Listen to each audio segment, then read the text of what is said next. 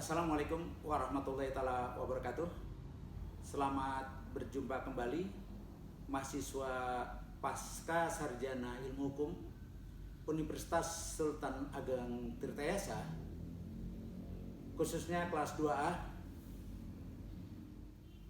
Hari ini adalah pertemuan ketiga mata kuliah Hukum Internasional Publik lanjut, dan kita sekarang menghadapi berbagai macam kendala akibat adanya pandemi COVID-19, sehingga perkuliahan yang kita lakukan menggunakan berbagai macam sarana, diantaranya Google Meet atau Zoom Meeting, dan juga media YouTube sebagai alat bantu transfer ilmu pengetahuan atau transfer materi perkuliahan, baik yang disampaikan oleh dosen kepada para mahasiswa maupun dari mahasiswa pada saat melakukan diskusi dan sebagainya. Pada pertemuan ketiga kali ini kita akan melakukan diskusi, dan yang mendapat giliran diskusi hari ini atau pertemuan ketiga kali ini yaitu kelompok 1, yaitu Fani Wijaya, Dede Dimyati, dan Dian Priyatno. Materi yang akan diangkat oleh kelompok ini yaitu perlindungan hak asasi manusia secara internasional. Kita ketahui pada hakikatnya hak asasi manusia yang pertama kita temukan di dalam pembukaan Deklarasi Universal Hak Asasi Manusia yang diadopsi pada 10 Desember tahun 1948, yang menekankan bahwa pengakuan atau martabat yang melekat dan yang sama kepada setiap insan manusia pada dasarnya berisi tentang kebebasan, keadilan, dan perdamaian di dunia. Meskipun terdapat penerimaan yang luas dan menyeluruh tentang pentingnya hak asasi manusia dalam struktur internasional, terdapat kebingungan atau masih terdapat kontroversi yang cukup besar mengenai sifat dan peran hukum internasional yang tepat. Nah, di sisi lain terdapat pertanyaan tentang apa yang dimaksud dengan hak itu sendiri.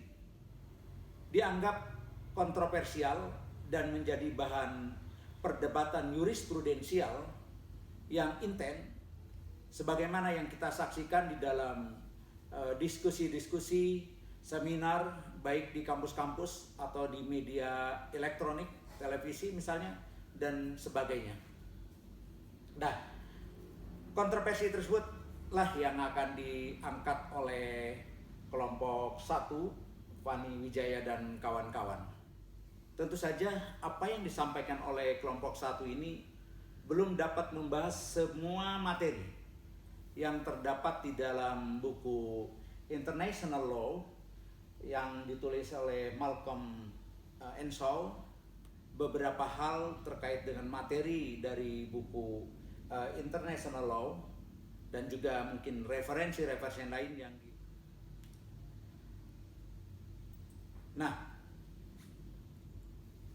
tugas kelompok lain, kelompok 1 sampai dengan kelompok 5, kalau tidak salah kita dibagi dalam 5 kelompok, untuk melakukan kajian dan memberikan pendalaman, pertanyaan, atau bahkan bantahan apa yang akan disampaikan oleh kelompok 1. Selanjutnya kepada kelompok 1, silakan untuk memaparkan materi.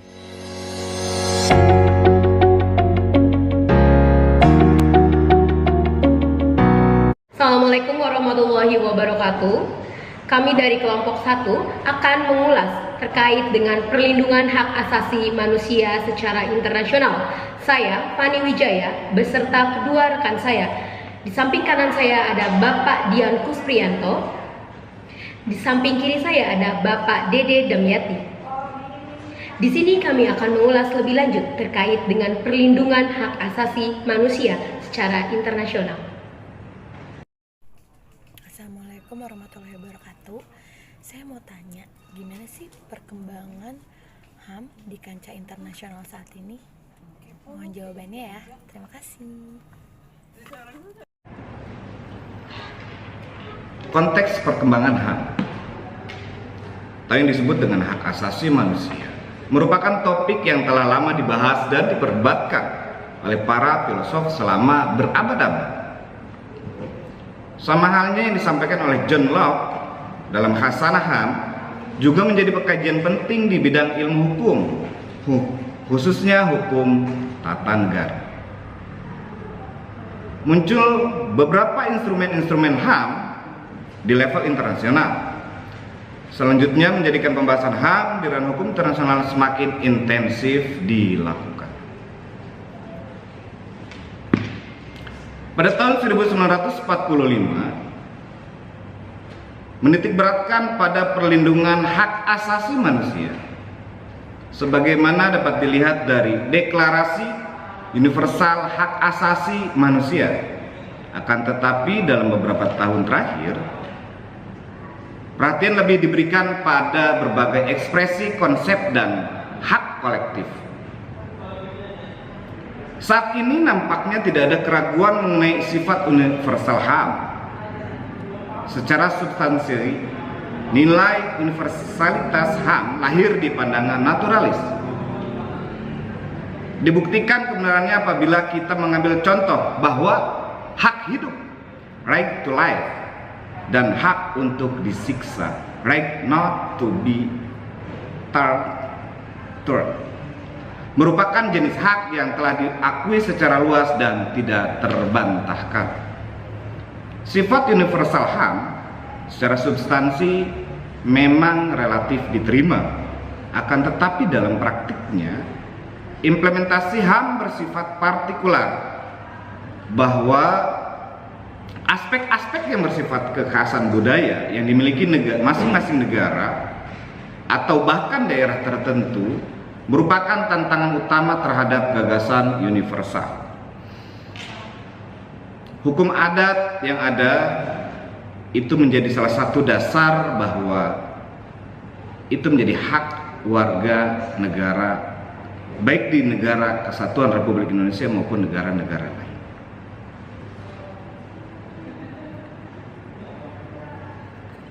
Majelis Umum PBB pada tahun 1945 merupakan salah satu yang mengadopsi instrumen hak asasi manusia. Kendati pun dari segi bentuknya atau yang disingkat dengan UDHR atau Universal Declaration of Human Rights merupakan suatu perjanjian internasional, mendapat penerimaan dan pengakuan yang luas dari masyarakat internasional.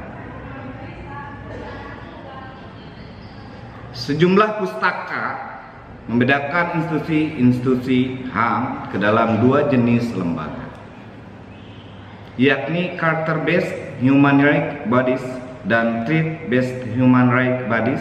Perbedaan antara kedua lembaga tersebut akan diuraikan sebagai berikut. Penyebab pelanggaran hak asasi manusia, internal maupun eksternal. Jenis-jenis pelanggaran hak asasi manusia terbagi dua, yakni pelanggaran HAM ringan maupun pelanggaran HAM berat. Beberapa sampling atau contoh hal pelanggaran HAM di Indonesia di internasional, di antaranya kejahatan terhadap Muslim Rohingya di Myanmar, pembantaian Muslim Bosnia. Baik, Terima kasih atas pemaparan yang telah disampaikan oleh Bapak Dede Damyati terkait dengan perkembangan hak asasi manusia secara internasional. Materi selanjutnya akan disampaikan oleh Bapak Dian Kusprianto terkait dengan universalitas sumber daya terkait dengan hak asasi manusia dan hak asasi manusia dengan demokrasi. Dipersilakan kepada Bapak Dian Kusprianto. Halo, selamat pagi. Saya Rizka C. Sartiadus mau bertanya terkait kejahatan transnasional. Bagaimana ya peran hukum internasional dalam menghadapi hal tersebut? Tolong bantu dijawab. Terima kasih. Universalitas sumber dasar hak asasi manusia. Masalah keadilan yang merupakan inti dari hukum alam menjadi pendorong bagi upaya penghormatan perlindungan harkat dan martabat kemanusiaan universal. Piagam Madinah. Piagam Madinah, Sahifatul Madinah atau Mitsaqu al-Madinah juga dikenal dengan sebutan Konstitusi Madinah. Ialah sebuah dokumen yang disusun oleh Nabi Muhammad SAW yang merupakan suatu perjanjian yang formal antara dirinya dengan semua suku-suku dan kaum-kaum penting di Yastrib, kemudian bernama Madinah di tahun 622. Dalam Piagam Madinah mengatur mengenai hak untuk hidup sebagai yang terdapat dalam pasal 14 mencantumkan larangan pembunuhan terhadap orang mukmin untuk kepentingan orang kafir dan tidak boleh membantu orang kafir untuk membunuh orang mukmin. Bahkan pada pasal 21 memberikan ancaman pidana mati bagi pembunuh kecuali ia membunuh tersebut dimaafkan oleh keluarga korban. Kebebasan mengeluarkan pendapat musyawarah merupakan salah satu media yang diatur dalam Islam dalam menyelesaikan perkara yang sekaligus merupakan bentuk penghargaan terhadap kebebasan mengeluarkan pendapat.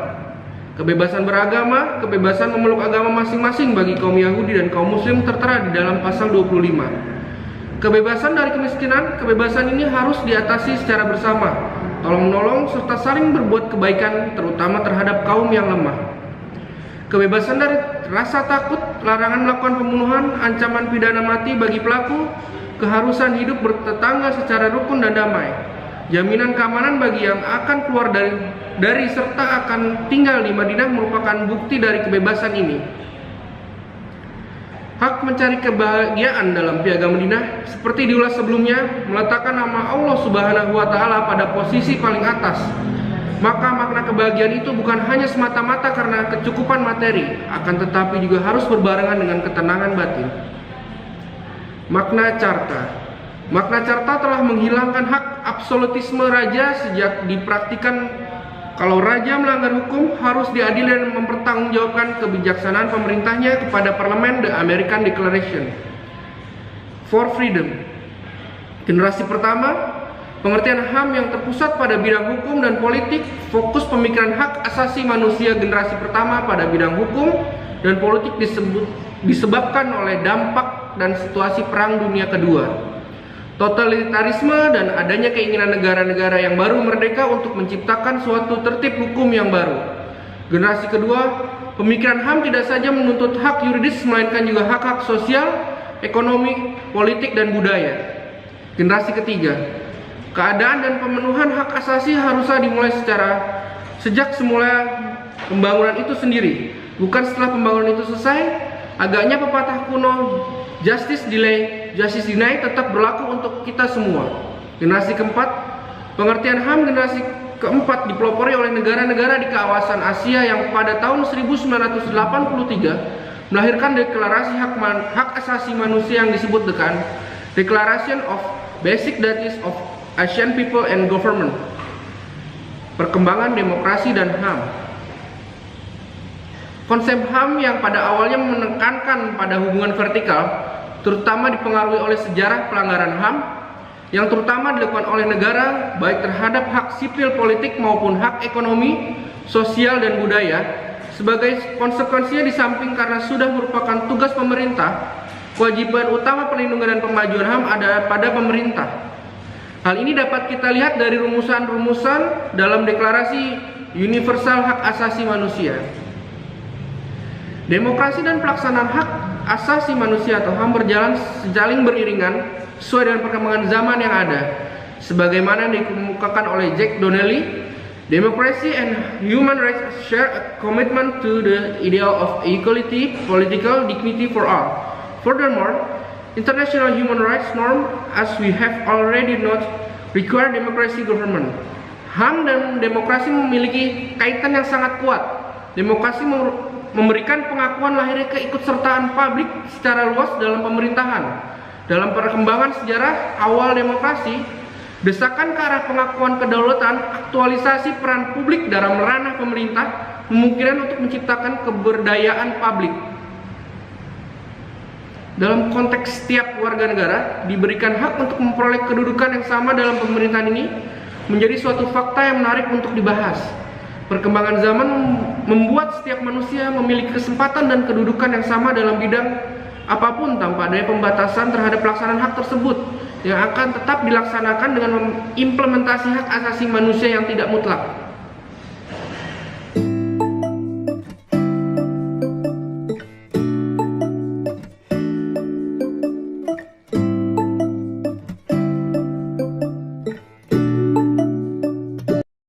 Ini akan menjelaskan sejarah hak asasi manusia di dunia. Apa yang dimaksud dengan hak asasi manusia?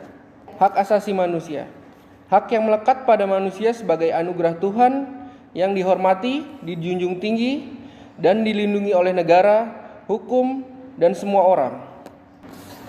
Bagaimana sejarah HAM internasional yang ada di dunia? Sejarah hak asasi manusia di dunia.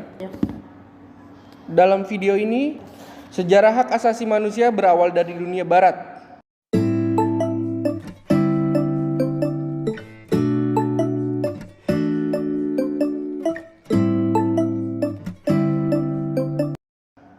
Sejarah perkembangan HAM ditandai dengan adanya 3 peristiwa penting di dunia barat. 1. Magna Carta. 2. Revolusi Amerika. 3. Revolusi Prancis. Magna Carta tahun 1215 akan dijelaskan dalam video ini.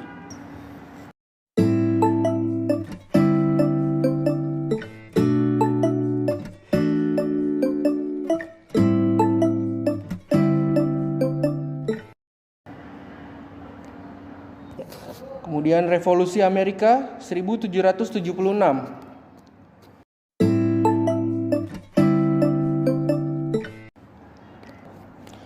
Kemudian selanjutnya Revolusi Prancis 1789.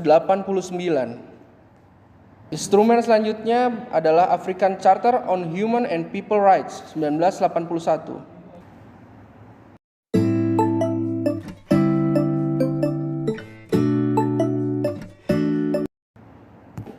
Selanjutnya, deklarasi yang dikhususkan untuk negara-negara anggota Konferensi Islam adalah sebagai berikut. Selain itu, adapun Bangkok Declaration 1993 adalah sebagai berikut. Banget ya, aneh. Deklarasi yang terakhir adalah deklarasi PBB. Baik, terima kasih kepada Bapak Dian Kuspriyanto yang telah memaparkan materi. Selanjutnya akan dibahas oleh Fani Wijaya terkait dengan hegemoni politik dan hukum internasional terhadap hak asasi manusia serta mekanisme pengaduan hak asasi manusia di dunia internasional. Selamat pagi, saya Putrinda Susanti. Saya ada pertanyaan. Apakah ada perlindungan hak asasi manusia secara internasional? Tolong bantu jelaskan ya. Terima kasih. Hegemoni politik dan hukum internasional terhadap hak asasi manusia. Berbicara mengenai hegemoni politik hukum hak asasi manusia secara internasional, pelaksanaan terhadap hak asasi perlu adanya ketentuan yang secara normatif diatur. Dalam hal ini untuk dapat memperjuangkan hak dan kewajiban bagi setiap individu, baik dalam tingkat nasional maupun internasional. Deklarasi terkait dengan hak asasi manusia secara internasional ini terdapat pembagian secara khusus yang memberikan pengkategorian terhadap beberapa hak yang seluruhnya dapat memberikan kebebasan kepada manusia untuk dapat menentukan hak dan kewajibannya. Dapat kita lihat dan kita saksikan bersama bahwa seluruh dunia mengamanatkan suatu hal yang sama terkait dengan adanya pemberlakuan hak asasi manusia di kancah internasional. Yang pertama, terkait dengan hak personal. Dalam hak personal diperlukan adanya pengakuan bahwa setiap manusia diberikan kebebasan untuk hidup, untuk berkembang, dan juga untuk mempertahankan kehidupannya. Yang kedua, berkaitan dengan perdamaian, untuk terbebas dari adanya pengekangan, penyiksaan, serta adanya perbudakan terhadap diri individu. Yang ketiga, terkait dengan welfare state atau negara yang memiliki kesejahteraan. Dengan adanya kesejahteraan, maka negara akan dapat mengedepankan adanya hak asasi manusia. Dan yang terakhir adalah prinsip interaksi antar manusia. Ketiga hal tersebut ketika telah menyatu, maka terkait dengan prinsip interaksi manusia akan berjalan dengan baik. Dapat kita lihat bahwasannya presentasi toleransi di setiap dunia memiliki suatu hal yang berbeda. Dapat kita lihat dalam data tersebut bahwa Indonesia memiliki tingkat toleransi yang sangat rendah terkait dengan hak asasi manusia yang mencapai 0,18%. Data ini merupakan data yang diperoleh dari UN State.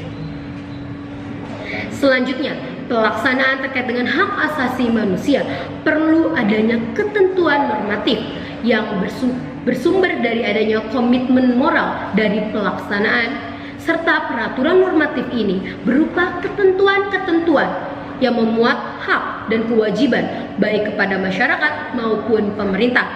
Sedangkan komitmen moral berupa perjuangan yang tulus dan ikhlas serta peduli untuk dapat memperjuangkan hak dan kewajiban bagi seluruh manusia. Selanjutnya akan ada pembahasan terkait dengan mekanisme perlindungan hak asasi manusia secara internasional. Ketika kita berbicara terkait dengan adanya hak asasi manusia secara internasional, pasti akan terjadi adanya pelanggaran. Oleh karena itu, banyak permasalahan atau konflik yang timbul terkait dengan bagaimana cara untuk dapat mengajukan mekanisme pengaduan terhadap hak asasi manusia. Pengaduan terhadap mekanisme hak asasi manusia ini dapat dilakukan dengan beberapa cara. Yang terkenal di dunia internasional dapat dilakukan dengan cara treaty-based mechanism. Yang pertama dapat dilakukan dengan mekanisme pengaduan secara individual. Mekanisme ini dapat dilakukan secara individual oleh setiap subjek hukum dengan menekankan adanya beberapa di antara konvensi yang memberikan wewenang dan komite untuk dapat menerima dan memeriksa pengaduan terkait dengan pelanggaran hak asasi manusia yang ada, dan dapat disampaikan secara individu, yang artinya perhatian serta konsentrasi terhadap pelanggaran-pelanggaran tertentu yang bukan hanya pelanggaran ringan namun juga terhadap pelanggaran berat. Yang kedua, mekanisme pengaduan negara. Dalam mekanisme ini, pengaduan dilakukan oleh negara pihak terhadap negara yang melakukan dan diindikasi melakukan pelanggaran terhadap hak asasi manusia. Yang ketiga adalah mekanisme investigasi. Ialah mekanisme yang memberikan wewenang dan komite untuk melakukan investigasi atas dugaan pelanggaran. Yang kedua yang kita kenal mekanismenya adalah charter-based mechanism. Yang pertama adalah mekanisme tematis dan negara. Dalam mekanisme ini yang dibentuk oleh Komisi Perlindungan Hak Asasi Manusia secara internasional untuk dapat menyelidiki terkait dengan permasalahan hak-hak manusia baik secara ringan maupun secara berat. Kebebasan yang diberikan dan dijamin secara internasional seandainya melakukan pelanggaran maka dapat dilakukan atas investigasi dan isu terhadap hak asasi manusia tersebut yang dapat dilakukan dengan cara pengumpulan dan juga akan mendapatkan rekomendasi dari Komite Investigasi Hukum HAM Internasional. Dan yang kedua adanya prosedur 1503 yang merupakan prosedur khusus yang berkaitan dengan penanganan permasalahan HAM secara tertutup, yang bersifat tertutup karena dilakukan dengan adanya sidang tertutup dengan nama negara yang tidak dipublikasikan. laporan dari negara yang mengalami pelanggaran hak asasi manusia secara lengkap akan dilakukan rekomendasi terhadap pelanggaran HAM tersebut.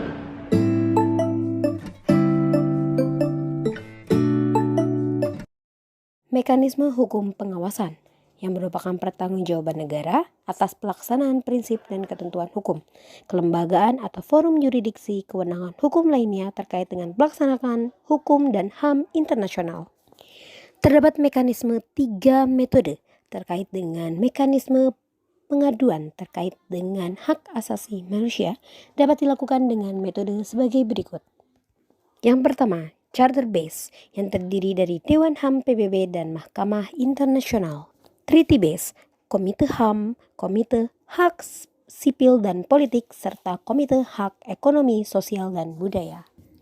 Metode selanjutnya yaitu adalah metode khusus yang terdiri dari Special Reporter, Working Group, dan Independent Expert.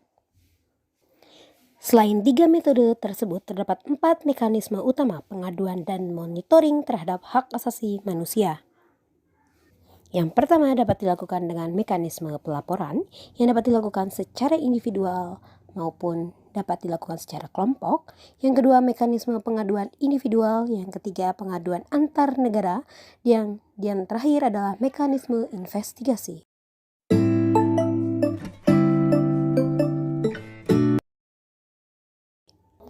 Adapun laporan khusus yang dapat dilakukan terhadap laporan kepada PBB dapat dilakukan melalui tahapan sebagai berikut.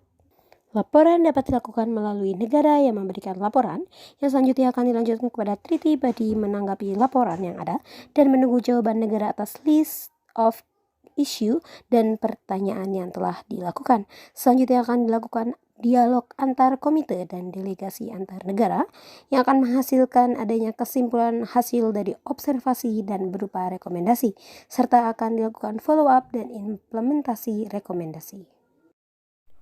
HAM itu apa sih? Dimiliki oleh manusia sejak dalam kandungan. Itu seperti apa? Hak untuk hidup, untuk memeluk agama, Bebas berkarya. Tidak ada HAM, apakah bisa? Oh ya jelas nggak bisa. Pertama kalau nggak ada hak asasi itu nggak ada peraturan di dunia ini. Karena lu boleh ngapain aja terserah lu dan itu akan menyebabkan chaos. Membedakan setiap manusia. Yang membedakan ya cara berpendapatnya. Cara tiap orang berpikir nggak bakal ada yang sama. Baik, demikianlah sesi pemaparan terkait dengan materi perlindungan hak asasi manusia secara internasional. Sesi selanjutnya adalah sesi diskusi bersama. Assalamualaikum warahmatullahi wabarakatuh. Saya ingin bertanya, instrumen HAM itu kan terbagi jadi 2, ada internasional dan internasional. Menurut Bapak Ibu, manakah dari kedua instrumen tersebut yang harus didahulukan? Mohon bantuan jawabannya ya. Terima kasih. Baik, kita sudah masuk kepada sesi diskusi bersama terkait dengan isu perlindungan hak asasi manusia secara internasional. Berdasarkan pertanyaan yang telah disampaikan oleh Mbak Bella, terima kasih Mbak Bella atas pertanyaannya terkait dengan hak asasi manusia secara nasional maupun internasional, manakah yang harus didahulukan? Menurut saya pribadi terkait dengan hak asasi manusia secara nasional maupun secara internasional merupakan suatu hal yang sangat krusial yang memang tidak ada pembeda antara mana yang harus didahulukan antara nasional maupun internasional. Keduanya memiliki peran dan juga keduanya memiliki urgensitas yang tingkat intensitasnya memiliki kepentingan yang sangat luar biasa. Gimana nih menurut pandangan Pak Dian maupun pandangan Pak Adam, gimana coba pandangan atas pertanyaan apa sih yang harus didahuluin hak asasi manusia nasional maupun internasional? Siapa nih yang mau mulai duluan, silakan. Mungkin dari saya terlebih dahulu. Pada intinya hak asasi manusia itu tidak lepas dari bagaimana perlindungan hukum. Jadi tidak penting apakah hukum itu dari internasional maupun diambil dari konvensi-konvensi secara nasional seperti itu, Bu. Jadi memang memiliki tingkat intensitas yang sangat sama gitu. Iya. Ya. Kalau menurut pandangan Pak Adam nih, gimana Pak? Saya bersepakat bahwa HAM ini tidak tidak bisa dibagi. Artinya memang semuanya ini, keduanya ini sesuatu yang sangat urgent, maka harus didahulukan. Keduanya itu harus bersamaan, beriringan bersamaan. Tidak bisa mana yang didahulukan, mana yang di belakang, nggak bisa. Ini harus bersamaan karena keduanya saling berkaitan. Karena hal ini juga sudah senada sebetulnya di dalam Islam. Contoh di dalam agama Islam ini sudah ada terjadi pada Piagam Madinah. Nah ini bagaimana HAM ini berjalan baik dan sampai sekarang. Kalau seandainya isu yang sedang naik sekarang terkait dengan hak berpolitik bagi perempuan, bagaimana menurut pandangan nasional maupun internasional? Apakah boleh perempuan memiliki porsi juga sebagai pemimpin dalam politik gitu? Sedangkan yang kita ketahui bersama bahwa dalam konvensi perempuan anti diskriminasi atau SEDAW yang kita kenal bersama, bahwa perempuan itu memiliki hak yang sama untuk memiliki kedudukan untuk berpolitik. Bagaimana nih terhadap pandangan isu ini? Bagaimana menurut Pak Adam? Saya bersepakat bahwa perempuan ini harus berada di dalam posisi yang memang ada kalanya harus di depan, ada kalanya memang harus di belakang. Saya sepakat di dalam politik ini tidak boleh dibeda-bedakan antara pihak laki-laki maupun perempuan, tidak bisa, karena mempunyai hak yang sama. Kalau kita berbicarakan tidak lagi mengenal jenis kelamin, sebab kalau kita membedakan jenis kelamin maka disitulah terjadi pelanggaran hak asasi manusia. Seperti itu. Benar. Mungkin nih saya ingin menambahkan beberapa contoh wanita-wanita yang menurut sejarah berperan penting dalam perkembangan politik maupun sejarah sosial budaya di Indonesia maupun di luar negeri. Seperti kita sangat ketahui bahwa ada Raden Ajeng Kartini, ataupun di luar negeri sendiri ada Benazir Bhutto ya, mungkin ya Bu Fani ya. Iya, benar sekali. Kalau misalnya kita lihat nih, kalau misalnya kita tarik dari dunia internasional ke dunia nasional ya, khususnya di Banten. Di Banten ini memang untuk perpolitikan yang memberikan kesempatan kepada perempuan itu memang cukup minim ya. Dan menurut saya, apakah kita perlu adanya regulasi khusus yang mengatur perempuan memiliki hak kesempatan yang sama gitu? Kalau seandainya terkait dengan kedudukan perempuan yang memiliki hak juga untuk dapat berpolitik, perlukah ada regulasi khusus untuk mengatur terkait hal tersebut gitu? Yang kita katakan bersama bahwa perempuan juga manusia secara kodrati, memiliki hak yang sama untuk dapat memimpin maupun dipimpin, seperti itu ya. Khususnya juga di dalam pasal 27 ayat 1 konstitusi kita yang mengatakan bahwa setiap orang itu memiliki kedudukan yang sama dalam pemerintahan. Sehingga bagaimana seandainya kita tarik permasalahan internasional tersebut tidak melebar, tapi pada provinsi kita sendiri, di Provinsi Banten ini yang memang secara khusus perempuan itu masih memiliki sangat minim terkait dengan hak berpolitiknya. Bagaimana? Apakah kita perlu regulasi khusus untuk dapat menggiring minat perempuan, atau ikuti saja regulasi yang ada? Bagaimana menurut?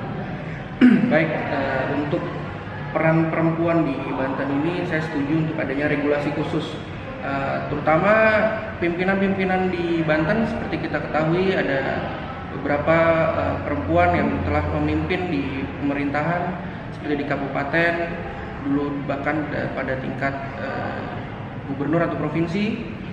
Seperti itu, bukan mungkin lebih baik kalau kita membuat regulasi sehingga minat dari wanita-wanita atau perempuan-perempuan muda dari warga Serang, Banten utamanya untuk berpolitik seperti itu. Berarti dibutuhkan adanya regulasi seperti itu ya Pak ya. Kalau menurut Pak Adam, gimana Pak Adam? Saya sepaham sebetulnya dengan adanya regulasi bagaimana perempuan yang ada di Provinsi Banten ini dibuatkan regulasi khusus. Kenapa? Ada saatnya memang perempuan di Provinsi Banten untuk maju. Saya melihat di beberapa tempat banyak sebetulnya di kita sudah ada para politikus perempuan.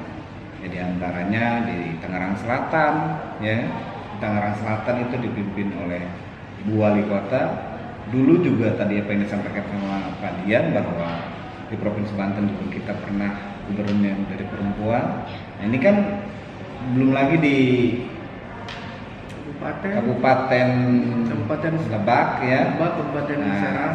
Ya ini kan perempuan juga nih, artinya ini luar biasa. Tinggal mungkin dikedepankan regulasi bagaimana seorang perempuan atau politikus dari perempuan lebih maju lagi ke depan.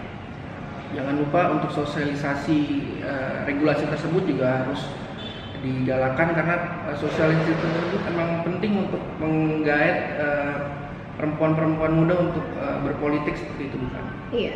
Oh, berarti regulasi itu sangat penting ya Pak ya. Jadi kalau kesimpulannya sih dari yang saya tangkap bahwa regulasi itu dapat melindungi hak asasi manusia seperti itu ya. Terkait dengan perlindungan baik secara nasional maupun secara internasional yang kita ketahui ya Pak ya.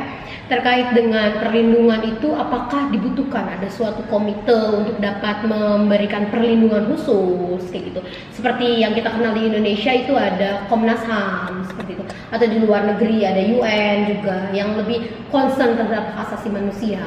Apakah diperlu adanya pembentukan terkait dengan komite khusus hak asasi manusia, atau memang diperlukan adanya kesadaran dari masyarakatnya sendiri? Karena menurut saya terkait dengan hak asasi manusia ini, seandainya dibuatkan komite ataupun dibuatkan sebuah organisasi yang memiliki konsentrasi terhadap hak asasi manusia, namun masyarakatnya tidak memiliki kesadaran khusus terhadap perkembangan, perlindungan, dan toleransi terhadap hak asasi manusia, hasilnya nol.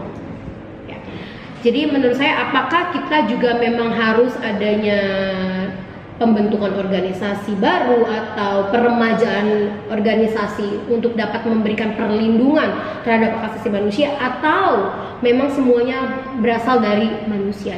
Bagaimana atas isu tersebut? Siapa yang mau mulai dulu? Iya. Saya sebenarnya lebih setuju dengan kita membentuk sebuah organisasi baru. Kenapa? Saya kira ini sebagai bentuk peremajaan. Peremajaan bagi para pemuda-pemudi atau para penerus-penerus bangsa yang berarti berangkatnya dari nasional gitu ya. Betul. Karena kalau tidak dibuat atau tidak dibentuk organisasi baru, ini para pemuda-pemudi yang ada ini terbentur oleh para senior. Iya, Maka lebih baik kita bukakan peluang besar, jalan baru buat mereka agar ke depan pelanggaran-pelanggaran HAM yang ada ini bisa dikecilkan.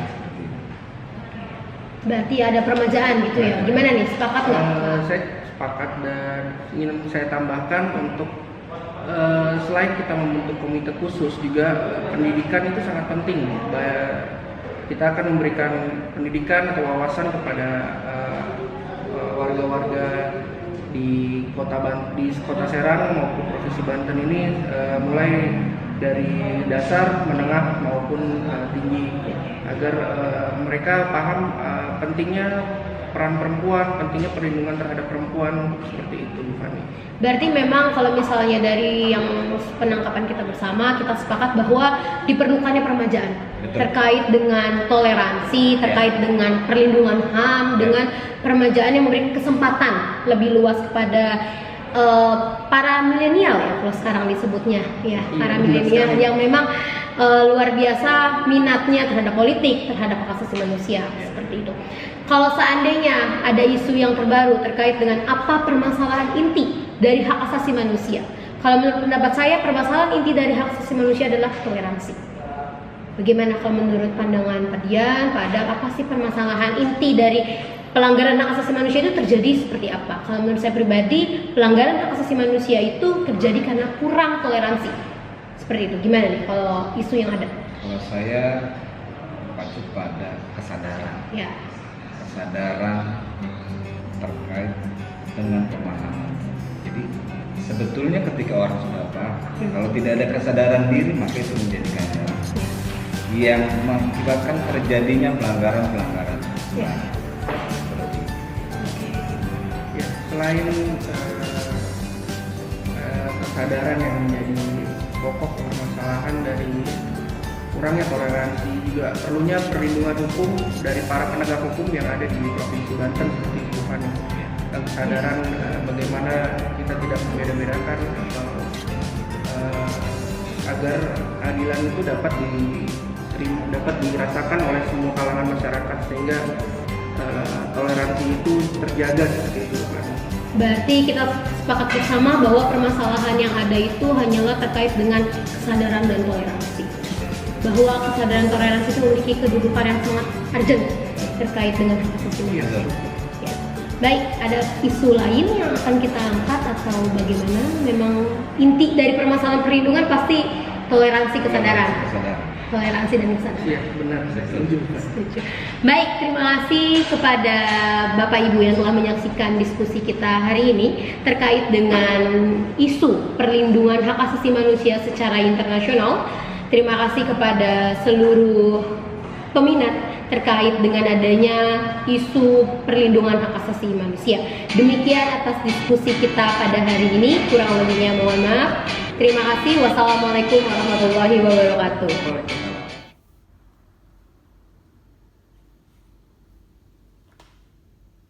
Para mahasiswa, demikianlah apa yang telah disampaikan oleh kelompok 1 tentang perlindungan internasional hak asasi manusia atau perlindungan hak asasi manusia secara internasional. Tentu saja apa yang disampaikan oleh kelompok 1 tadi belum merangkum semua permasalahan tentang hak asasi manusia secara internasional atau perlindungan internasional terhadap hak asasi manusia. Oleh karena itu, kelompok lain untuk memberikan pendalaman-pendalaman, pertanyaan-pertanyaan kepada kelompok 1, bahkan bantahan, sehingga diskusi kita, walaupun kita lakukan secara virtual, dapat memberi manfaat yang lebih kepada kita, dan pertanyaan-pertanyaan maupun bantahan serta masukan-masukan dari kelompok lain dapat memberikan pendalaman pengetahuan dan kemampuan mahasiswa untuk mempelajari materi hukum internasional publik lanjut. Saya kira itu tambahan dari saya. Tetap semangat, jaga kesehatan, patuhi protokol kesehatan, dan tetap belajar pada masa pandemi COVID-19. Assalamualaikum warahmatullahi wabarakatuh.